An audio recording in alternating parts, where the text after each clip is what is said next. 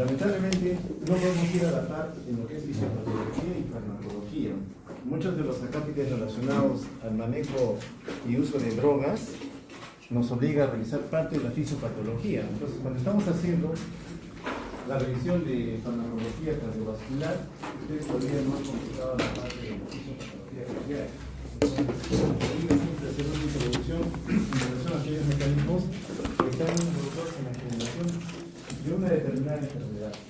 Y entender esto va a llevar a que tengamos una razón de uso de algún tipo de medicamentos que usualmente utilizamos cuando nuestro paciente padece de enfermedad. Entonces, vamos a revisar algo de la fisiopatología, de cómo es que mi paciente tiene la interacción de algunos factores que se van a relacionar a los casos de la presión arterial. Para revisar los hipertensivos, obligamos estamos a evaluar las condiciones que tiene mi paciente en relación a la hipertensión arterial como enfermedad. La hipertensión arterial es una patología que es poco sintomática. Muchos de nosotros podemos ser hipertensos, pero aún no manifestar síntomas. Sin embargo, ya se han activado algunas señales a nivel celular que están condicionando y van a condicionar de todas maneras a lo largo del tiempo una serie de fenómenos que van a obligar a que el corazón tenga que hacer alguna modificación al inicio celular, histológico, y ya luego macro, celular específicamente, al igual que su propia irrigación, que van a afectar la función de bomba. Y lamentablemente, junto con esto, también vamos a ver que a nivel de órganos que son perfundidos, va a ocurrir también un daño. Entonces, no solamente es la bomba cardíaca, sino también algunos órganos que dependen del flujo sanguíneo que van a verse lesionados y lógicamente van a sumarse a lo que es el daño con hipertensión arterial. Enfermedad de hipertensión arterial significa que van a dañarse primero toda la esfera cardiovascular y luego órganos a distancia. Clásicamente son el riñón, el mismo corazón y el cerebro. La enfermedad de riñón sabemos que es una de las causas determinantes en el mundo de insuficiencia renal crónica. Estos pacientes mal controlados, ya con daño renal, muchas veces tienen que ir a una terapia de sostén si es que el trasplante no es una opción para ellos. Al nivel del mismo corazón, porque el corazón, como les decía, se tiene que adaptar a un esfuerzo, a una carga de trabajo para la cual no está aún preparado y que lógicamente condiciona cambios en la masa muscular. A nivel del cerebro, que busca protegerse, al igual que muchos órganos, el cerebro regula la cantidad de sangre que le está llegando segundo a segundo. Entonces busca evitar que haya un volumen mayor de sangre que esté entrando a nivel de la bóveda intracraneana para que no genere daño. Pero en ese mecanismo de defensa también se va a originar un daño. Algunas veces los vasos se van debilitando en el tiempo, sometidos a una alta carga de presión y se rompen y ocasionan sangrado. Otras veces se activan señales inflamatorias con la aparición de una aterosclerosis, aparición de placas de grasa dentro de la luz del vaso, que en un momento puede activar la cascada de coagulación y llevar a que el vaso se obstruya, no haya flujo de sangre. Por tanto, las neuronas, al integrarse de oxígeno, de glucosa, comienzan a morir. El diagnóstico, casi siempre obligatorio, cada vez que nosotros hacemos la atención médica, tomamos presión arterial. O sea, debe ser una costumbre regular, sea por lo que venga el paciente, sea por un paro respiratorio, urinario, abdominal, tomar presión arterial. No, porque el paciente, como digo, mayormente es asintomático. Ya le detectamos presión alta. Entonces tenemos que determinar si esa variable corresponde o no a un escenario definitivo de hipertensión arterial o no. Tenemos que volver a tomar en un segundo o tercer control ese valor de presión arterial, porque existen variables asociadas a estrés específicamente que elevan la presión arterial. Vamos a ver cuáles son los factores y cómo es que esto en estrés podría llevar a una elevación de la presión arterial, pero por el estrés. La etiología, lamentablemente, es esquiva a nosotros, no sabemos por qué se ha producido la hipertensión arterial. De 100 casos, más o menos un 10% todavía puede ser tipificado o asociado a algún tipo de entidad. Generalmente a nivel del suelo renal. Lo que hemos avanzado desde cuando yo estudiaba la parte de fisiopatología y la hipertensión arterial, que era para mí 5% solamente, decía 5% conocemos la causa, causas renovasculares. Ese otro 5% que ha aumentado es la esfera hormonal. Enfermedades hormonales que conllevan la elevación de la presión arterial como una manifestación de esa entidad. Síndrome de Cushing, por ejemplo. Feocromocitoma, hiperaldosteronismo primario, entidades donde existe un desorden de sobreproducción de uno de los actores que favorece que la presión arterial se incremente. O sea, eso es lo que hemos sumado como conocimiento. Vale decir, más del 90% no conocemos por qué se elevó la presión arterial. Pero sí sabemos que si mantenemos una presión arterial incrementada, ese paciente en un mediano o largo plazo va a tener un severo daño a nivel de su organismo.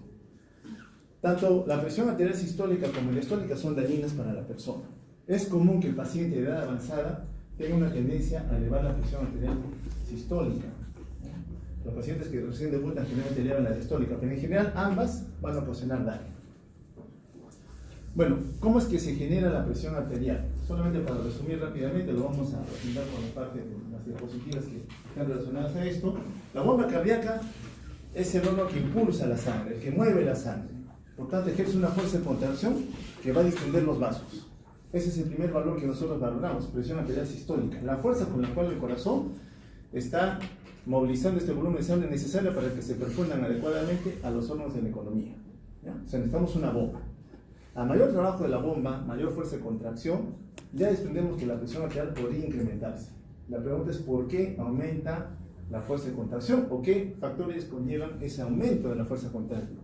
Parte de eso lo hemos evaluado cuando revisamos sistema autonómico, ¿no? A través de la cascada simpática.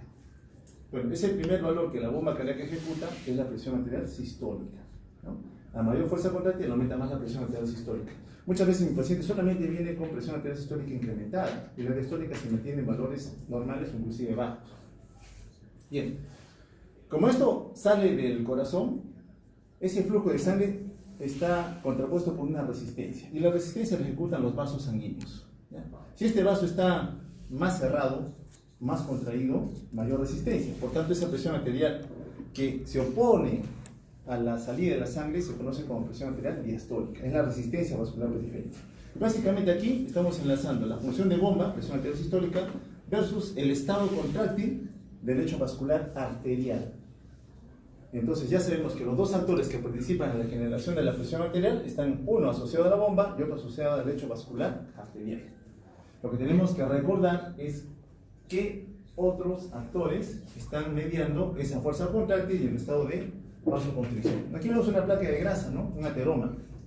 En la aterosclerosis, el diámetro del vaso por este nuevo actor disminuye. Y desde el momento que disminuye el diámetro del vaso, la resistencia se incrementa. Y desde el momento que la resistencia se incrementa, la presión arterial también se va a incrementar. ¿Ya? Entonces, muchos de nosotros ya tenemos placas de grasa dentro del lecho vascular arterial. Algunos pacientes más, otros menos. Por excelencia, el que tiene más placas de grasa dentro del lecho arterial es el paciente diabético. Cuando tenemos un paciente diabético, le hacemos una tomografía con cualquier condición, vemos que desde la aorta, las ramas, la carótida, las mesentéricas, las ilíacas, todas están inundadas de placas de grasa, ya calcificadas.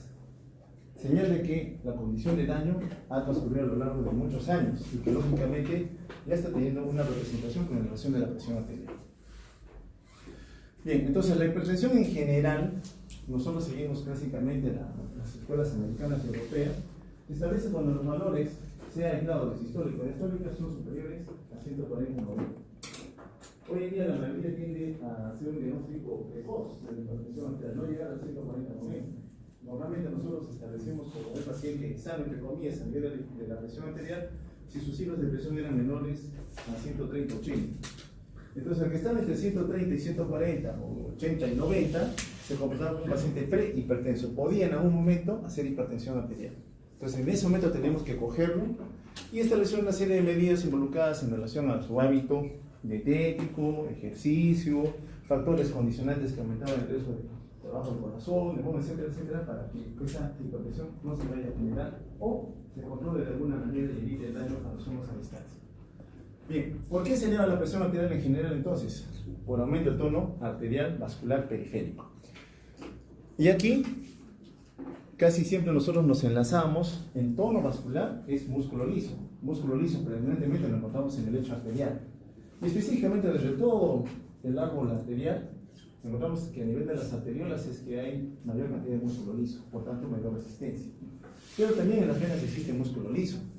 Pero recuerden que el sistema venoso es un sistema de almacenamiento, de volumen de sangre, que cuando se necesita, hay una estimulación de la contracción de la vena, y la vena contribuye con un volumen de sangre adicional. Ahora bien, desde el momento que el volumen de sangre se incrementa, también la presión arterial lo hace. Aquí se está claramente que no solamente sería el hecho arterial, de que en estado de contracción aumenta la resistencia vascular periférica y con eso aumenta la presión, sino también el sistema venoso disminuye la capacitancia. ¿Qué significa disminuye capacitancia? Si antes el diámetro de la vena era así y ahora lo bajamos, ese volumen de sangre que estaba atrapado antes ahora se está sumando a la carga de trabajo que el corazón tiene que hacer. Lógicamente, ese corazón va a hacer un esfuerzo mayor, se va a adaptar, pero a la larga, en algún momento, la función de bomba va a claudicar y el paciente va a hacer insuficiencia cardíaca. Entonces, tenemos el lecho arterial, que desde la bomba cardíaca al ventrículo izquierdo se distribuye la economía, es un sistema de alta carga de presión, va avanzando en los hombros, se van ramificando los vasos, y en cada ramificación, mientras haya músculo liso, vamos a encontrar que el tono arterial va a ir variando. El estado de vasoconstricción entonces aumenta resistencia vascular periférica, con eso aumenta presión arterial. Se distribuye a nivel de los tejidos, le da oxígeno, nutrientes, trabaja la célula a su vez extrae un poco de oxígeno, le da CO2, le da productos de desecho y lo dona por el territorio venoso. Pero decimos que estas venas también tienen músculo liso, ¿ya? Son vasos de capacitancia. Entonces, en el momento que estas venas están en estado de contracción, aumenta más el volumen de sangre, repito, que el corazón tiene que movilizar. Entonces, ese volumen de sangre adicional va a funcionar elevación de la presión. Entonces, ¿por qué es importante manejar la hipertensión, hacer el diagnóstico? Porque queremos evitar esto de acá, que el corazón entre falla, que se genere los strokes o eventos súbitos de daño a nivel neuronal. El lecho vascular periférico que intenta defenderse por esa carga de presión hipertrofia la pared del vaso, pero a veces al hipertrofiarla disminuye más el calibre de la luz, por donde tiene que fluir la sangre, limita el flujo de sangre definitivamente.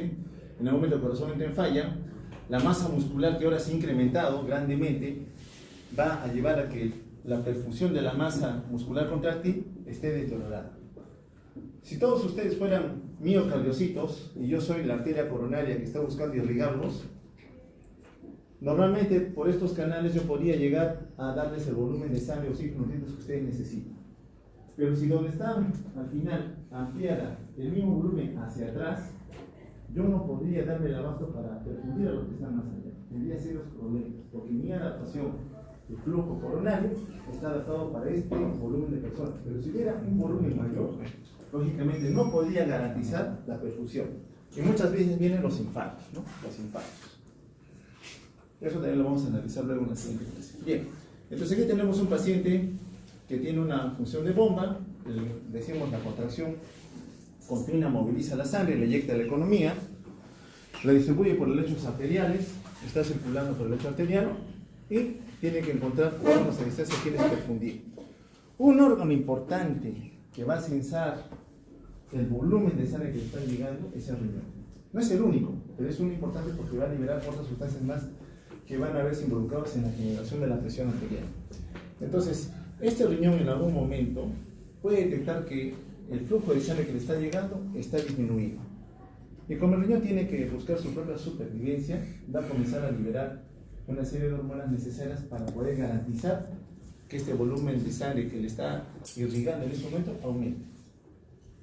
Al momento de hacer ello, aumentará la absorción de más agua, de sodio, aumenta la volemia, y con ese aumento de volemia hará que este paciente, que ya estaba normovolémico, pero como este riñón está detectando que hay poco volumen de sangre que le está llegando, cree que falta mayor cantidad de volumen de agua.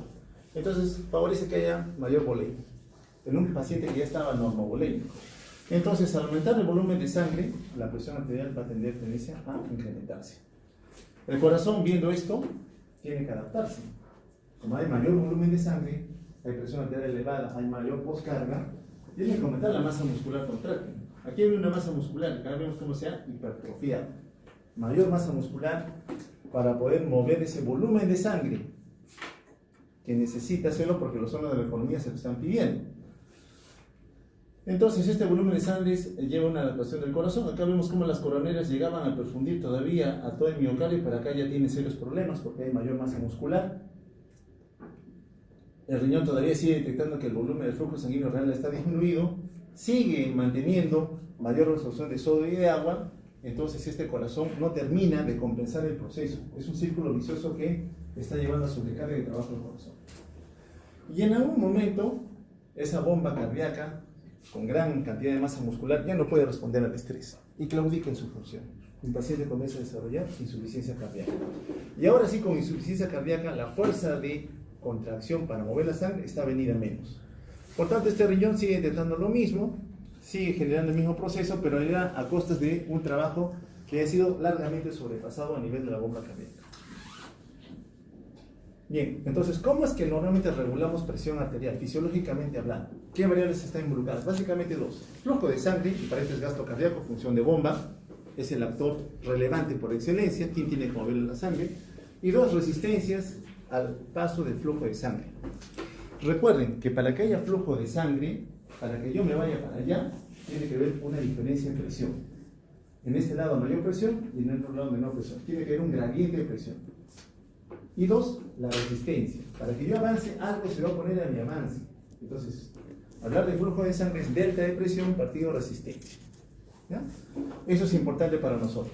Ya estamos reconociendo los dos factores: gasto cardíaco, bomba cardíaca y lecho vascular periférico. A su vez, ambos, vamos a ir desmenuzando los factores, tienen dos mecanismos de control que se van a sobreponer, dos que van a ir censando la función de bomba, cuánto de volumen de sangre logra movilizar y cómo está el estado, el tono vascular periférico. Uno son los vasoreceptores, que es de alta y baja presión, y otros son asociados al sistema renina-angiotensina-aldosterona. Recuerden que este último sistema puede actuar de forma independiente desde el riñón o ser estimulado por la cascada adrenérgica. Tiene dos sistemas de control. Bien, entonces esto es lo que nos está censando y valorando el volumen de sangre, la fuerza contráctil, en general el estado de la volemia, que me permite a mí mantener una presión arterial, entre comillas, normal. Entonces aquí está la bomba cardíaca, un sistema de lechos de vasos que me van a aportar un volumen de sangre que llega a las cavidades derechas, precarga. Este es un territorio ahora de baja presión porque va al lecho vascular, donde la sangre se va a oxigenar y regresa a las cavidades izquierdas, que tienen que mover este volumen de sangre contra una resistencia mayor, un sistema de alto trabajo, de alta resistencia, circulación sistémica. En este caso ya hablamos de poscarga. Precarga, volumen de sangre que ingresa a las cavidades, puede ser desde el lado derecho o desde el lado izquierdo, ambos son precarga, y poscarga, la resistencia que se opone. Al final de cuentas, circuito vascular pulmonar es un sistema de baja resistencia, por tanto el ventrículo derecho tiene que hacer poco esfuerzo para movilizar la sangre hacia los pulmones, a diferencia de lo que hace el ventrículo izquierdo, que como tiene que fluir la sangre a toda la economía, tiene que hacer más trabajo. Por eso es que la presión en el lecho arterial es mayor, y casi siempre nos concentramos en ello, pero en fisiopatología van a ver desórdenes. Solamente salen un poquito de temas asociados a elevación de la presión en el tronco de la pulmonar. La pulmonar normalmente tiene presiones bajas, por debajo de 25 milímetros de mercurio, a diferencia de cavidades izquierdas, 120, 130, mucha diferencia. Pero algunos escenarios llevan a que el tronco de la pulmonar, o alguna de sus ramas, conlleve un aumento de la resistencia y un aumento de la presión, que también es dañina. Va a hacer que ese ventrículo derecho no bombee bien la sangre. O sea, hay claudicación también de la función de bomba del lado derecho. Hoy más estamos concentrados en el ventrículo izquierdo, porque es el que moviliza la sangre a la economía. Pero no debemos divorciarnos de lo que puede ocurrir en las cavidades derechas. Bien, ¿cómo se monitoriza entonces esa presión arterial? Tenemos un sistema, decíamos, de control o de valoración de alta presión. Los vasoreceptores. Los vasoreceptores, que están distribuidos en el lecho vascular, en el callado de la aorta y en el seno carotídeo. A esos dos niveles está el mecanismo de censar cómo está el volumen de sangre, cómo está la presión, los vasoreceptores. Que a través del vago 1 y a través del noveno par glosofaríngeo el otro, le informan al tronco cerebral de lo que está ocurriendo. Le están diciendo si la presión en ese momento es adecuada o no. Lógicamente, si baja o sube, tiene que activarse algún sistema de control, de activación o de inhibición, para que el volumen de sangre se mantenga en valores normales. Y el de baja resistencia está aquí, en la aurícula derecha. El estiramiento por el volumen de sangre, mucho estiramiento. Esta era la aurícula y ahora se está distendiendo más, se están estirando más las células. Es censado y lleva a la liberación de una hormona conocida como péptido natriurético auricular. Como el nombre dice, péptido natriurético auricular, como está viendo que hay mucha distensión de la aurícula, dice mucho volumen de sangre me está llegando, ¿qué tengo que hacer? Eliminar el exceso de volumen de agua. Favores con la natriuresis. Si se ve el sodio no va solo, se va con el agua. Entonces, es un sistema de control de baja presión, el que está aquí, periteo natriurético auricular. Y otro está en el lecho vascular pulmonar. Bueno, al final de cuentas trabajan en forma sincronizada, uno valora presión, el otro valora volumen, y con eso se trata de mantener en armonía el trabajo del sistema cardiovascular. Entonces, el objetivo está que la presión arterial esté en valores aceptables. Una disminución en el volumen de sangre, decíamos, es valorado por los sistemas de baja y alta presión. Los de baja presión inmediatamente liberan sus hormonas, los de alta presión le dicen al tronco lo que está pasando y el tronco va para arriba, al cerebro, a la neurohipófisis le dicen lo que tiene que hacer y también hacia abajo.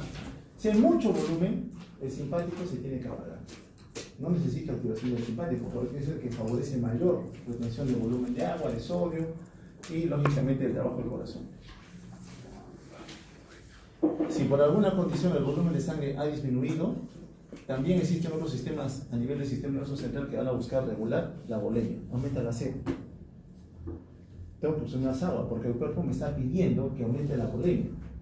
El riñón, el corazón y otros sistemas más trabajarán también con el fin de retener mayor cantidad de agua para mantener la perfusión de los órganos y garantizar que la presión se mantenga estable. Al final de cuentas, esa información en el tronco activa el cerebro, activa la neurohipófisis, activa el simpático si es que se necesita o lo apaga. Si lo apaga significa que el parasimpático va a ser el dominante.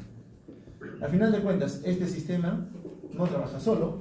El riñón también, que ve que está deprivado de volumen porque ha caído el volumen de sangre que se está distribuyendo en la economía, el riñón dice me está llegando menos volumen de sangre, tiene que defenderse, libera renina. Y la renina va a favorecer la activación con producción de angiotensina 2 y aldosterona. Como hay poco volumen de sangre, poca presión en este momento, la aldosterona es un vasoconstrictor, actúa sobre el lecho vascular periférico, por tanto aumenta la resistencia, aumenta la presión. La angiotensina 2 también favorece mayor fuerza contráctil del corazón, aumenta fuerza de contracción. Por tanto, también por ese mecanismo aumenta la presión arterial. Y a través de la activación de la aldosterona a nivel de la corteza adrenal, con la liberación de ese mineralocorticoide, que también es un vasoconstrictor, actúa sobre el mismo riñón, favoreciendo la retención de sodio. Y como les digo, el sodio no se retiene solo, casi siempre va con el agua. Aumenta la volemia y con ese mecanismo la presión arterial debería incrementarse. Todo lo contrario ocurrirá si es que hay un incremento en la presión arterial. Cuando aumenta mucho la presión arterial, esos sistemas que se habían activado antes se tienen que apagar. Entonces, este es un ida y vuelta. Repito, el objetivo es tratar de mantener una perfusión adecuada para los hombres de la economía que garantice que las células reciban lo que requieren para mantener su propia supervivencia. Bien, valoremos gasto cardíaco.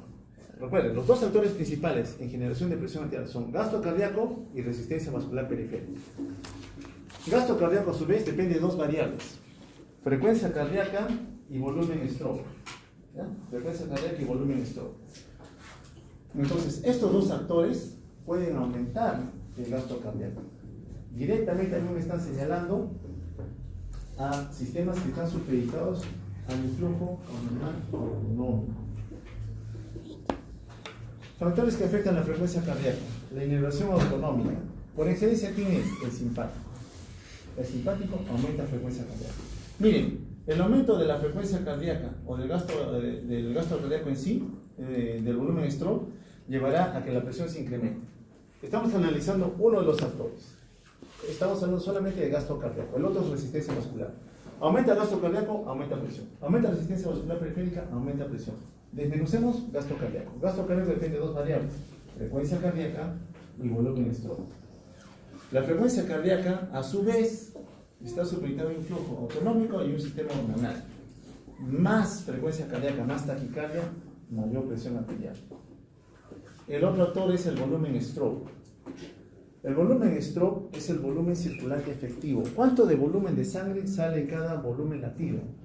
¿Cuánto?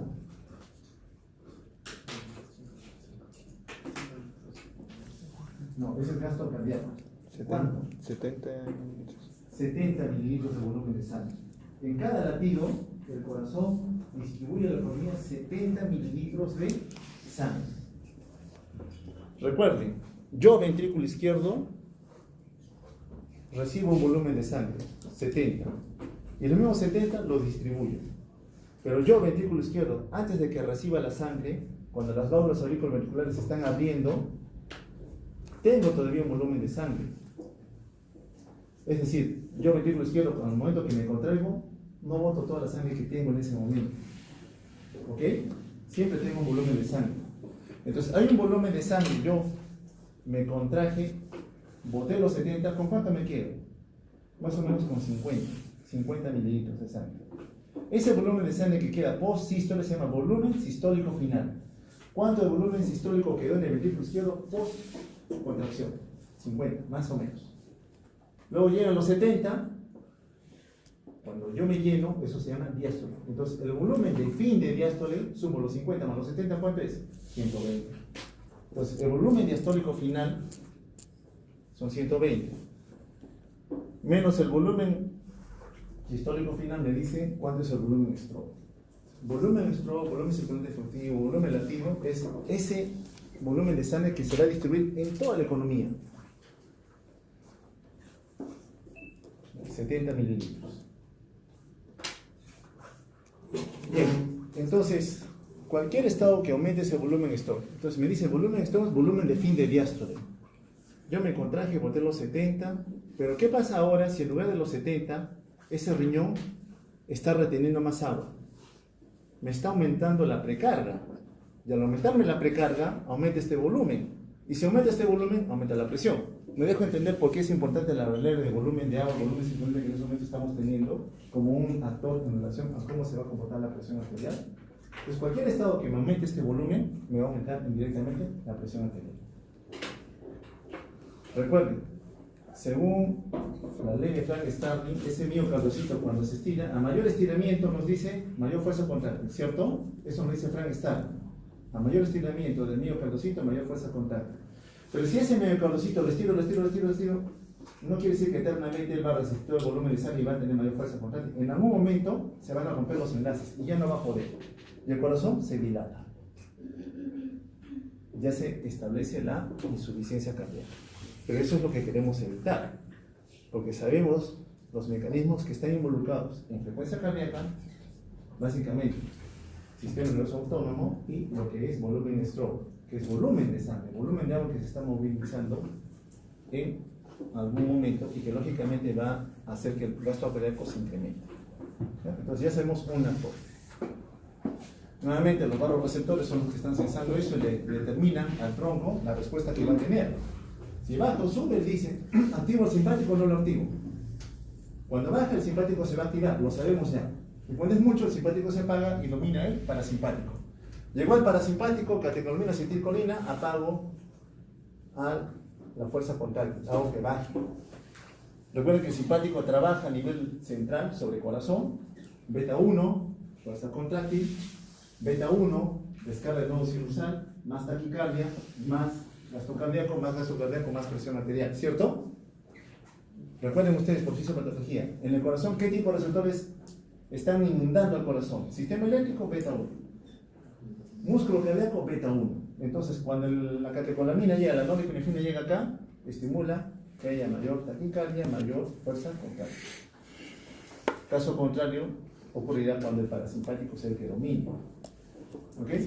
Pero esta es una acción central. Recuerden que las catecolaminas también actúan sobre el lecho vascular. Hay receptores ahí, los alfa 1. En el lecho vascular hay alfa 1, músculo liso. Se van a cerrar. En el momento que se cierran, aumenta la resistencia vascular periférica. Entonces, cada vez que el simpático se activa, trabaja con corazón, aumenta el gasto cardíaco, trabaja con el lecho vascular, aumenta la resistencia vascular periférica, por lo tanto la presión se incrementa. Esto ya lo vimos anteriormente, era la respuesta normal. Cuando aumenta la presión arterial media, mucha presión, el simpático se tiene que apagar. Se apaga el simpático, menos frecuencia cardíaca, menos fuerza contráctil, menos gasto cardíaco, la presión cae. Recuerden que el simpático no solamente actúa sobre el corazón, también actúa sobre la médula renal, más adrenalina se está liberando. Actúa sobre las células JG. Las células JG, ¿dónde están? Forman parte del aparato yuxta y endocrino. ¿Y liberan qué cosa? Renina. Entonces, una disminución de la presión arterial solamente para entrar en los factores porque es importante. Para nosotros es importante en fisiología, porque es un mecanismo de defensa. Beneficio patología, este sistema puede verse sobreactivado. Cuando cae la presión arterial, decíamos, el primer defensor que nos va a ayudar es el simpático. Cuando el simpático lleva a que se liberen mayor cantidad de catecolaminas, estas buscan sus receptores, las células que expresan receptores. Corazón, beta 1, fuerza contráctil, aumenta el gasto cardíaco. Ya sabemos, aumenta el gasto cardíaco, va a aumentar la presión arterial. Sobre los alfa 1, nivel periférico, contrae el músculo liso vascular, aumenta la resistencia vascular periférica, aumenta la presión arterial. Sobre el riñón tiene receptores también beta 1, en las células donde JG. Si las JG son estimuladas, ¿liberan quién? A renina. Y si se libera renina, aldosterona y angiotensina 2 se incrementan. También aumenta presión arterial. Hacia abajo, el riñón está viendo que la presión ha bajado, menos flujo de sangre a nivel del territorio renal, inmediatamente libera a la renina. Quiere decir que la liberación de renina, uno es por beta 1 y otro es por bajo volumen de sangre. Es el segundo estimulador de los tres que tiene la célula JG para actuar. La célula JG responde a 3 estímulos. ¿Cuáles son?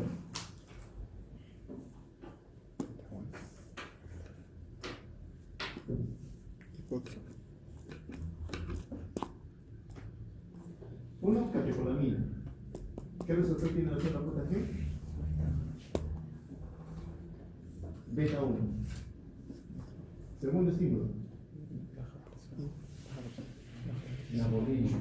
¿Cuánto volumen de sangre arterial está llegando? ¿Y quién es eso? La arteriola aferente. La arteriola aferente. ¿Cuánto volumen de sangre está llegando? ¿Ha bajado el volumen de sangre? Libera renina. ¿Y cuál es el tercer estímulo? Las células de la mácula densa. ¿Qué están sensando? ¿Qué están sensando? La cantidad de cloruro de sodio que está llegando, ¿cierto? Los 3 estímulos para que la célula JG se active son simpático beta 1, volumen de sangre, arterial aferente y cloruro de sodio a través de la evaluación que es en la mácula densa. No se olviden, es necesario aprenderlo sí, porque yo tengo que ver con cada uno de ellos que me estimula que haya mayor gasto cardíaco. Lógicamente, al momento que la renina se ha liberado mayor cantidad de angiotensina 2, y recuerden, la angiotensina 2 tiene 2 blancos: lecho vascular, vasoconstricción, corazón, fuerza contráctil. Entonces, aumento también gasto cardíaco. ¿Ya? Eso es lo que tenemos que aprender a contener. Saber los actores. Porque si yo sé que es el simpático uno de los que aumenta presión arterial, y yo tengo un paciente hipertenso y diré, ¿cómo usar presión bloqueo del simpático? Lógico, si el simpático me está generando presión arterial incrementada, mi respuesta a la preocupación, bloqueamos el simpático, ¿o no? Si sé que el riñón está produciendo esto de acá y me está generando a otro actor que va a actuar sobre órganos diana para aumentar presión arterial, también podría bloquear esto para que la presión no se incremente. ¿Es importante conocer a todos los actores y cómo actúan? Sí, porque existen drogas que van a bloquear cada una de esas señales. Debemos reconocerlas. ¿Cuáles son los 2 actores de presión arterial? Gasto cardíaco y resistencia vascular periférica. Estamos tratando de desmenuzar a los actores para entender por qué indicamos tal o cual tratamiento. Bien, avancemos más todavía. La bomba cardíaca. Para que la bomba cardíaca tenga fuerza contráctil, ¿qué necesita? 2 componentes: calcio y ATP. Entonces, a donde se mete el calcio, favorece contracción. A mayor cantidad de calcio, mayor fuerza contráctil. Entonces, yo también podría hacer que la cantidad de calcio libre, que ingresó, que aumentó, una pequeña concentración a nivel del citoplasma, que llevó a la interacción de la troponina C con las cadenas de miosina para que estas en forma de bisagra se unan a la actina y favorezcan la contracción, se bloquee. Porque si yo impido que haya más calcio, la fuerza contráctil disminuye. Y si bajo fuerza contráctil, bajo presión arterial. ¿Cierto? ¿O no? Recuerden, gasto cardíaco es fuerza de contracción. ¿Cómo se está contrayendo ese ventrículo izquierdo? ¿Y por qué se contrae? Porque hay calcio. Entonces, si yo limito la cantidad de calcio, limito fuerza contráctil. Bajo fuerza contráctil, bajo gasto cardíaco. Si bajo gasto cardíaco, bajo presión arterial. Este calcio de acá, este calcio que ingresó, que el nivel del retículo sarcoplásmico indujo una mayor liberación de calcio y ese calcio favoreció la contracción. Si hay contracción, mayor gasto cardíaco, repito, si hay mayor gasto cardíaco, mayor presión arterial. Entonces, ¿el calcio de dónde vino? De afuera. Entonces, yo podría bloquear a esas proteínas transportadoras de calcio antagonistas o bloqueadores de canales de calcio. Y si los bloqueo, menos fuerza contráctil, repito, y con eso controlo la presión arterial. Bien, el volumen. ¿Cómo vamos regulando el volumen? Aquí vamos a tener que irnos al lecho capilar, la permeabilidad que existe a ese nivel y dos juegos de presiones. Según Frank Starling también tenemos a la presión hidrostática y la presión oncótica. Por el lado arterial, la presión hidrostática es mayor que la presión oncótica. Por el lado arterial se favorece la salida del intravascular hacia el intersticio para alimentar a las células, ¿cierto? Eso ocurre a nivel del lecho vascular, aquí.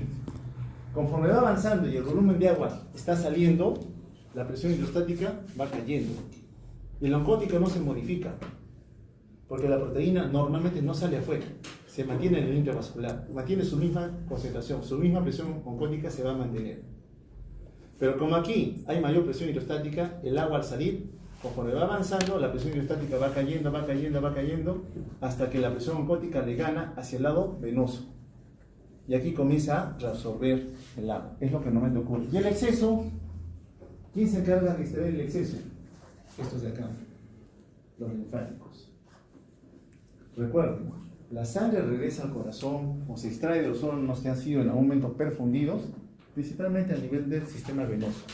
Pero el otro componente que también ayuda a recolectar el agua que se ha podido acumular es el sistema linfático.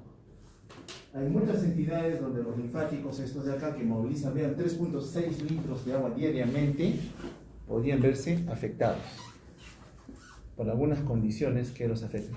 Todavía no han hecho parasitología, cuando hablan van a ver algunos parásitos que infiltran el sistema linfático, otras son las neoplasias, que también se meten y obstruyen el sistema linfático, otras veces por compresión, efecto mecánico únicamente, y va a llevar a acumulación de agua. Pero eso es parte de la fisiopatología que también van a analizar. Bueno, esto es lo que ocurre entonces en el manejo del volumen de agua.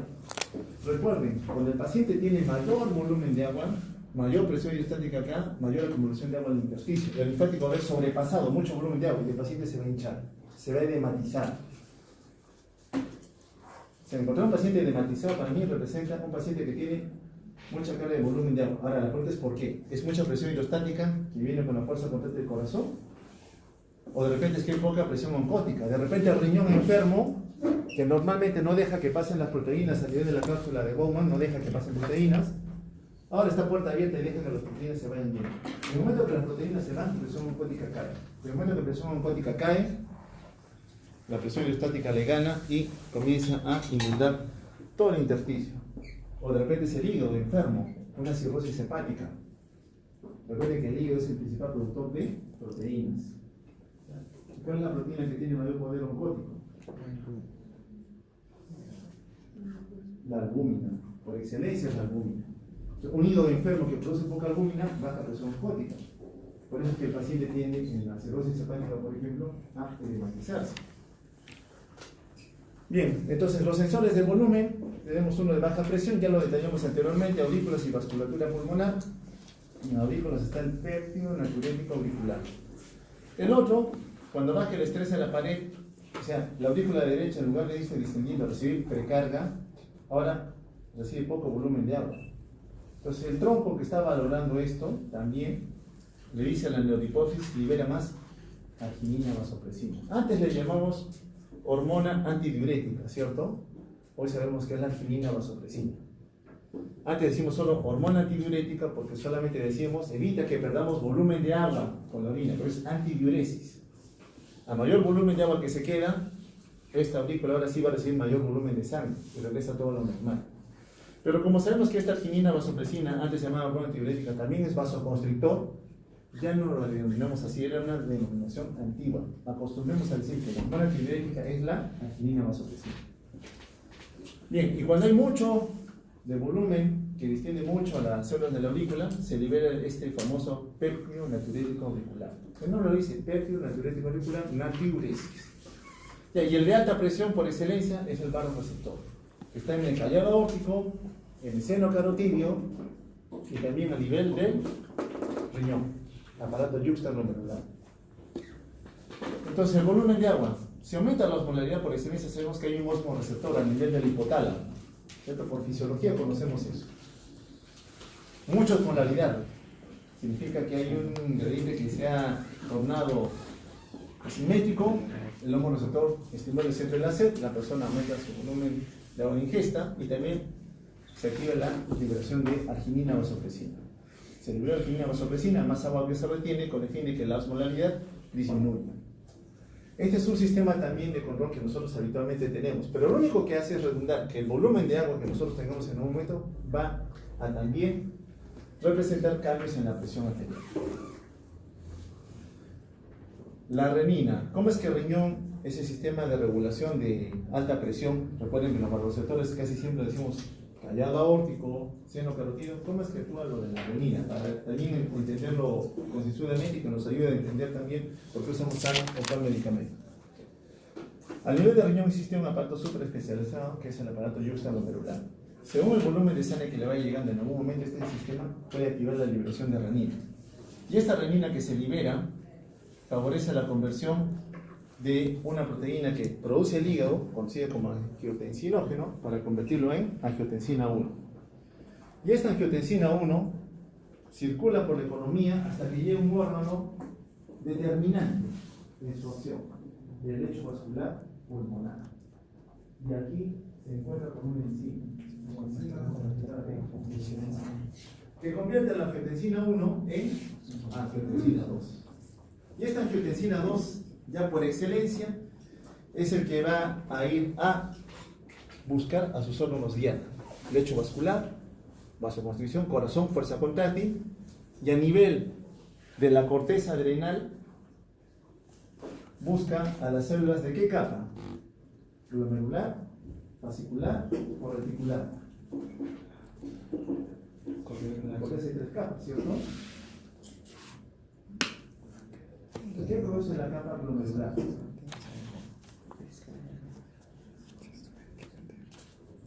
¿Minerales o glucocorticoides?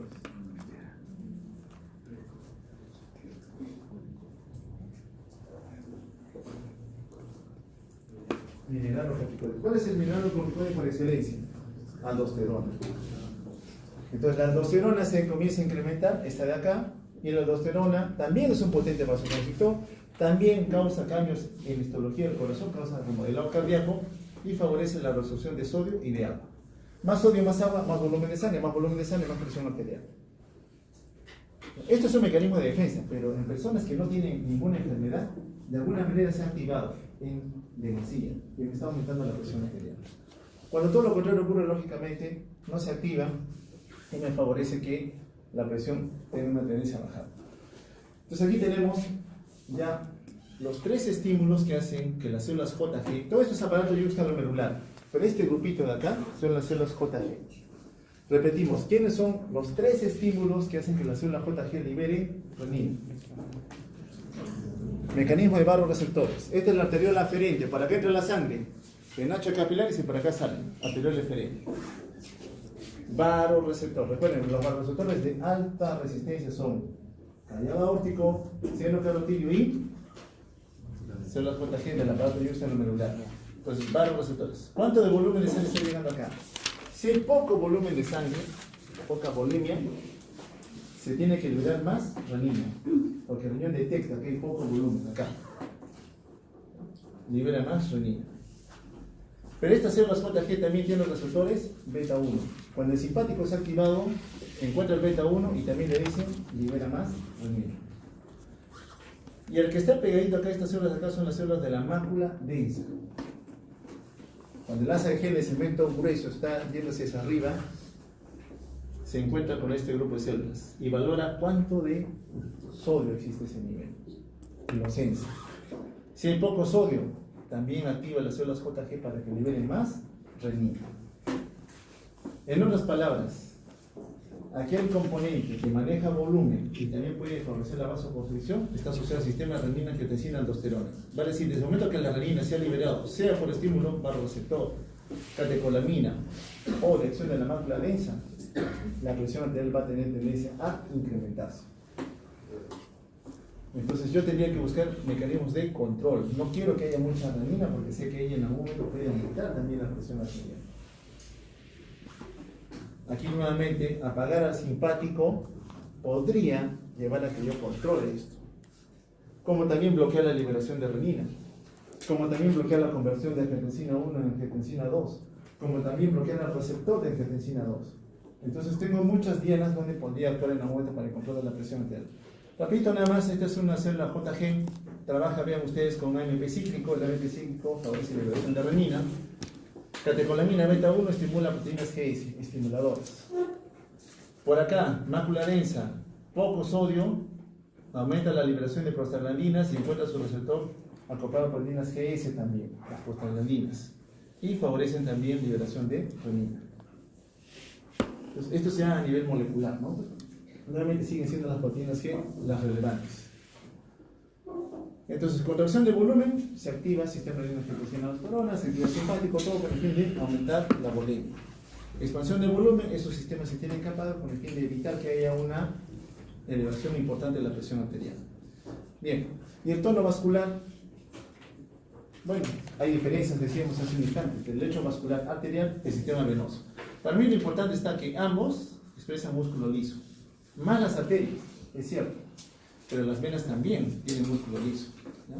Lógicamente eso va desapareciendo, pero estas de acá son las que van a ser representativas en el control de la presión arterial. Más cerrado está el vaso, más presión arterial va a haber. ¿Por qué es importante esto? Porque si yo evito que haya un estado de vasoconstricción, bajo resistencia vascular periférica, por tanto, bajo presión arterial. ¿Qué es la diferencia? Una arteria con una luz pequeña, pero una gran pared, músculo liso, y aquí una vena. ¿Quién es más grande? La vena, pero tiene poco músculo liso. Entonces, esta vena atrapa más sangre, por eso es un vaso de capacitancia. Cuando se requiera, el simpático se activó, contrae este músculo, entonces la vena se contrae, más volumen de sangre. Repito, al haber más volumen de sangre, más presión arterial. Bien, entremos al lecho vascular arterial. ¿Por qué son importantes los arteriolas? Porque a mayor músculo liso que tengan, la resistencia o el diámetro del vaso va a disminuir. Hay una relación inversa entre el radio del vaso y la resistencia. Desde el momento que la resistencia aumenta, la presión también lo va a hacer. ¿Y cuándo aumenta la resistencia? Cuando el radio disminuye. A menor radio, mayor resistencia. Menor radio, o sea, vasos más pequeños, más resistencia. La presión tiende a aumentar. Pero si el vaso tiene este diámetro y se contrae, por alguna razón se está contrayendo, también aumenta la resistencia.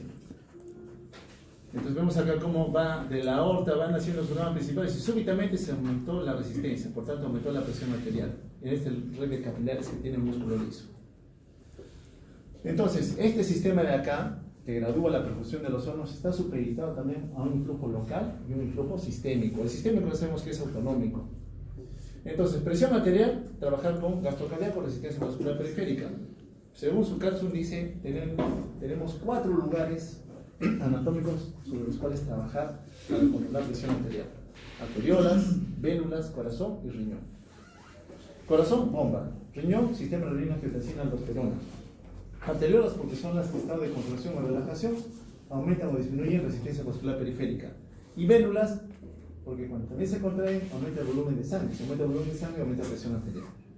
Sabemos que este cambio ocurre continuamente. Vamos a pasar rápido lo que ya conocemos. Localmente, en estos capilares se de la microcirculación, vean ustedes que hay 2 actores también que yo podría utilizar. El músculo liso, a nivel de la vasculatura, responde a clásicamente 2 mediadores. Uno es el óxido nítrico, este de acá, que relaja el músculo liso, lo relaja. Desde el momento que lo relaja, se dilata. Y cuando se dilata, la resistencia vascular periférica disminuye. Por tanto, controla la presión arterial.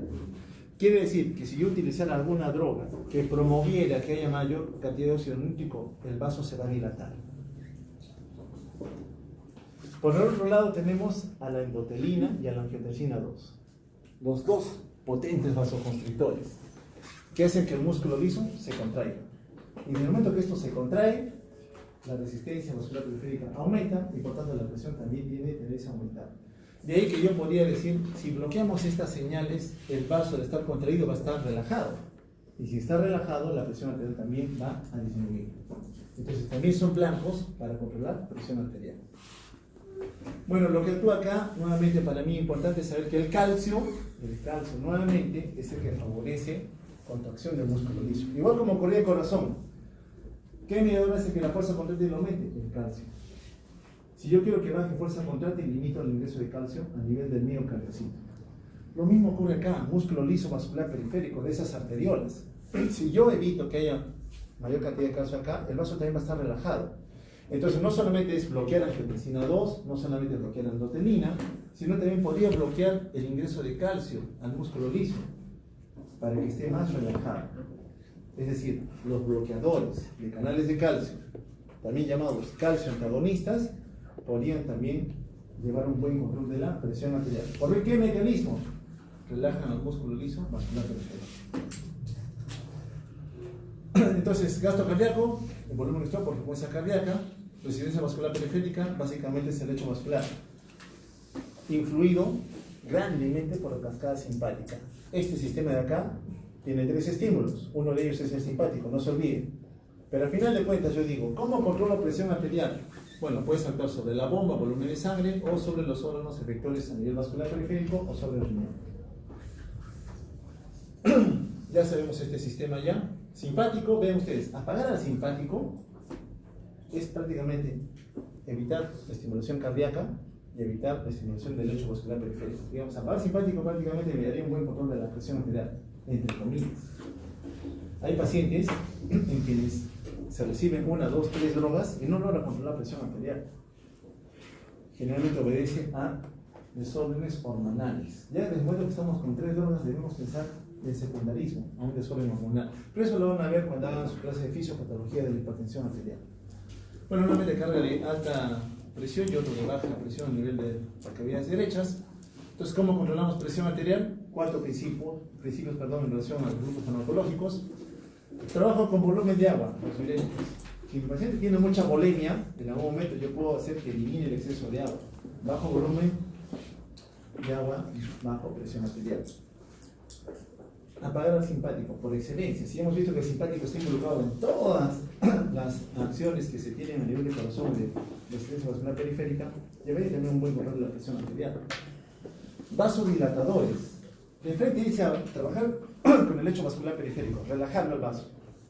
Por tanto, mucho va a ir de la mano con evitar que el calcio ingrese, porque es un actor que contrae el músculo liso, y trabajar con óxido nítrico, que es un vasodilatador por excelencia. Y el otro es trabajar con riñón, ¿no? Hacer que el sistema renina-angiotensina se apague. Entonces, mis antihipertensivos podrían estar agrupados aquí, aquí, aquí o aquí, o de repente tener acción mixta.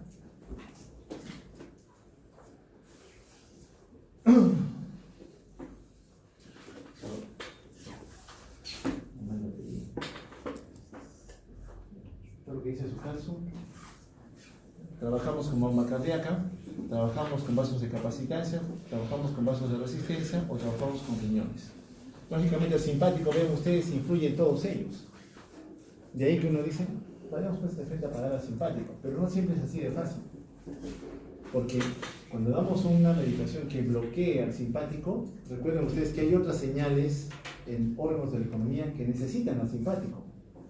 Yo, por controlar la presión arterial, podría perjudicar el trabajo de otros órganos. Y también sé que se va a afectar a nivel del sistema nervioso central. Entonces, van a tener condiciones específicas en relación a la activación del simpático. Pero ya de por sí ustedes dicen, hemos visto que el beta 1 es el que más está relacionado, tanto a nivel de corazón como a nivel de riñón. Entonces, podría yo emplear algún bloqueador beta 1 selectivo, ¿cierto? Para que no me meta con el beta 2, no me meta con las alfas, lo que yo no quisiera perjudicar con el trabajo normal que se suscita en la economía. Bueno, lo de hipertensión ya lo vimos ya hace un instante, los daños, ¿no? Un corazón normal y acá un corazón hipertrofiado. Por un lado, mucho volumen de agua, porque este riñón está absorbiendo más agua. Por otro, resistencia vascular incrementada.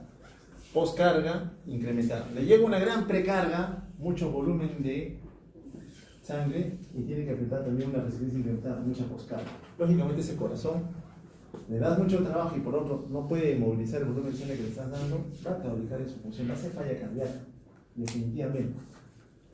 Pero antes de que llegue la falla tenemos que controlar a los actores involucrados. Esto de acá, ¿no? Una hipertrofia muy importante a nivel del corazón. Bueno, entonces, con esto ya podemos entrar a los antihipertensivos. 3/4 de la clase prácticamente ha sido revisar fisiología y fisiopatología. Ahora sí nos metemos a las drogas.